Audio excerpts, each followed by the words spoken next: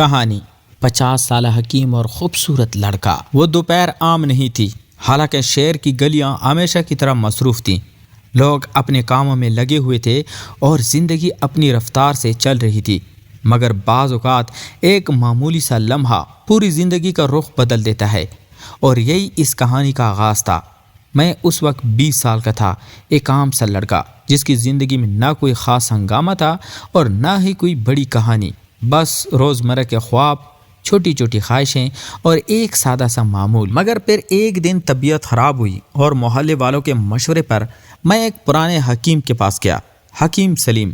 وہ تقریباً 50 سال کے تھے، سفید داڑھی، آنکھوں میں عجیب سی چمک اور بات کرنے کا ایسا انداز جیسے ہر لفظ میں وزن ہو۔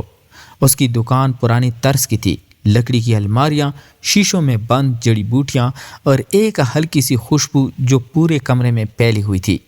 میں وہاں صرف علاج کے لیے گیا تھا، مگر شاید قسمت کچھ اور ہی لکھ چکی تھی۔ انہوں نے میری نبض چیک کی، مگر ان کے ہاتھ کا لمس کچھ زیادہ دیر تک ٹھہرا رہا، جیسے وہ صرف بیماری نہیں بلکہ کچھ اور بھی محسوس کرنے کی کوشش کر رہے ہو۔ میں نے اس لمحے کو نظر انداز کیا، مگر دل میں ایک عجیب سی ہلچل ضرور پیدا ہوئی۔ انہوں نے آہستہ سے کہا، تم خود کا خیال نہیں رکھتے۔ ان کے لہجے میں ڈانٹ کم، فکر زیادہ تھی۔ میں نے ہلکی سی مسکراہٹ کے ساتھ جواب دیا، ہاں اب رکھوں گا، مگر نہ جانے کیوں مجھے لگا کہ یہ بات صرف صحت کے بارے میں نہیں تھی۔ اس دن کے بعد میرا وہاں جانا بڑھنے لگا، کبھی دوا لینے کے بہانے، کبھی بس یوں ہی، اور ہر بار ان کی نظریں جیسے مجھ پر کچھ زیادہ دیر ٹھہرتی۔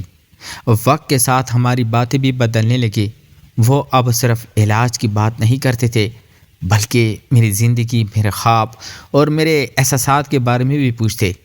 ایک دن انہوں نے اچانک کہا، کبھی کبھی انسان کو خود بھی نہیں پتہ ہوتا کہ وہ کیا محسوس کر رہا ہے۔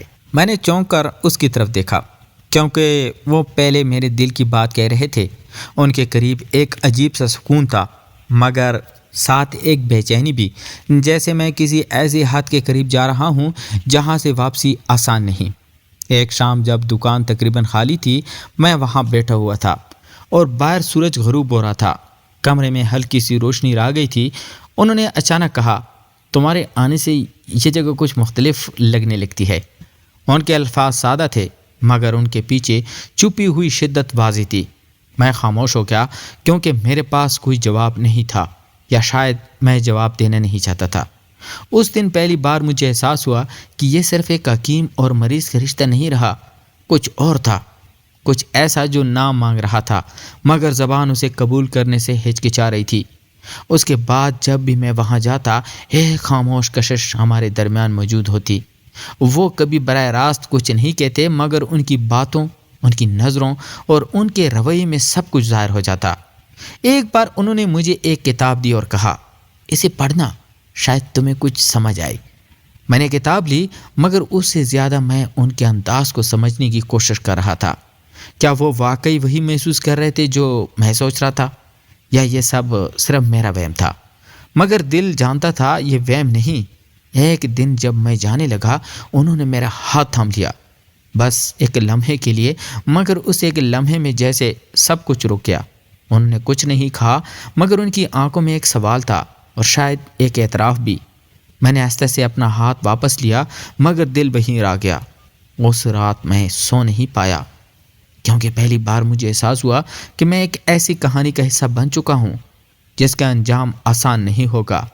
ایک طرف ایک 20 سالہ لڑکا جو ابھی زندگی کو سمجھنے کی کوشش کر رہا ہے، اور دوسری طرف ایک 50 سالہ حکیم جس نے زندگی کے کئی رنگ دیکھے ہیں، مگر پھر بھی دل کے ایک کونے میں وہی احساس چھپا ہوا ہے جو ہر عمر میں ایک جیسا ہوتا ہے، محبت۔ مگر کیا یہ واقعی محبت ہے یا صرف ایک لمحاتی کشش؟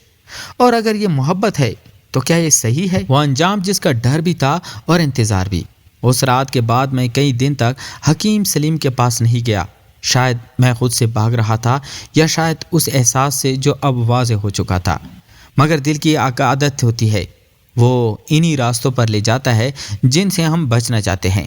آخرکار ایک شام میں پھر اس پرانی دکان کے سامنے کھڑا تھا۔ دروازہ آدھا کھلا تھا، اندر وہی مدھم روشنی، وہی جڑی بوٹیوں کی خوشبو، مگر آج فضا میں ایک عجیب سا بوجھ تھا۔ میں اندر گیا تو وہ خاموش بیٹھے تھے جیسے میرا انتظار کر رہے ہوں۔ ہماری نظریں ملی اور اس بار نہ کوئی جھجک تھی نہ کوئی پردہ۔ انہوں نے آہستہ سے کہا، مجھے لگا تم نہیں آؤ گے۔ میں نے بمشکل جواب دیا، میں خود کو روک نہیں پایا۔ یہ شاید ہمارا پہلا سچا اعتراف تھا۔ کچھ لمحے ہم دونوں خاموش رہے، پھر انہوں نے گہری سانس لی اور کہا، جو کچھ بھی ہے اسے سمجھنا ضروری ہے، کیونکہ ہر احساس کا راستہ دینا صحیح نہیں ہوتا۔ ان کے الفاظ نرم تھے مگر ان میں ایک فیصلہ چھپا ہوا تھا۔ میں نے دل تام کر پوچھا، تم پھر ہم کیا کریں؟ وہ مسکرائے اور ایک اداس سی مسکراہٹ اور بولے، کبھی کبھی محبت کو چھوڑ دینا ہی اسے محفوظ رکھتا ہے۔ یہ سن کر دل جیسے ٹوٹ کر بکھر گیا، مگر کہیں نہ کہیں میں بھی یہی جانتا تھا۔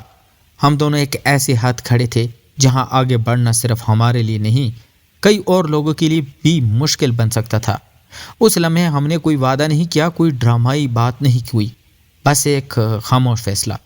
انہوں نے میری طرف دیکھا جیسے آخری بار مجھے یاد میں محفوظ کر رہے ہوں، اور پھر آہستہ سے کہا، تم اپنی عمر جیو، اپنی دنیا بناؤ، مجھے ایک خوبصورت یاد کی طرح رہنے دو۔ میری آنکھوں میں نمی آ گئی، مگر میں نے سر ہلا دیا، کیونکہ بعض اوقات ہار ماننا ہی سب سے بڑی ہمت ہوتی ہے۔ میں وہاں سے اٹھا اور دروازے تک گیا اور ایک ایسے لمحے کے لیے رکا، دل چاہا کہ مڑ کر دیکھوں، مگر اس بار میں نے بھی وہی کیا جو انہوں نے پہلے کیا تھا۔ میں نہیں مڑا، کیونکہ کچھ کہانیاں مڑ کر دیکھنے سے نہیں، آگے بڑھنے سے مکمل ہوتی ہے۔ وقت گزرتا گیا، زندگی اپنی رفتار سے چلتی رہی۔ میں نے خود کو مصروف رکھا، نئے خواب، نئے لوگ، نئی رائیں، مگر کبھی کبھی جب کسی پرانی خوشبو یا کسی خاموش شام کا سامنا ہوتا تو حکیم سلیم کی یاد دل کے کسی کونے سے ابھر آتی، ایک نرم سی چبھن کے ساتھ۔ مگر اب وہ درد نہیں تھا، بلکہ ایک سیکھ تھی کہ محبت صرف حاصل کرنے کا نام نہیں، بلکہ سمجھنے، روکنے اور کبھی کبھی چھوڑ دینے کا بھی نام ہے۔ اور شاید یہی اس کہانی کا اصل انجام تھا، نہ مکمل، نہ بالکل ادھورا، بلکہ ایک ایسا باب جو بند تو ہو گیا مگر اس کی خوشبو ہمیشہ باقی رہ گئی۔ تو پیارے دوستو، اگر آپ کو یہ کہانی پسند آئی ہو تو لائک کریں، چینل کو سبسکرائب کریں اور بیل آئیکن لازمی دبائیں تاکہ ایسی مزید کہانیاں آپ تک سب سے پہلے پہنچیں۔ سوال آپ کے لیے، کیا کچھ محبتیں چھوڑ دینا ہی بہتر ہوتا ہے؟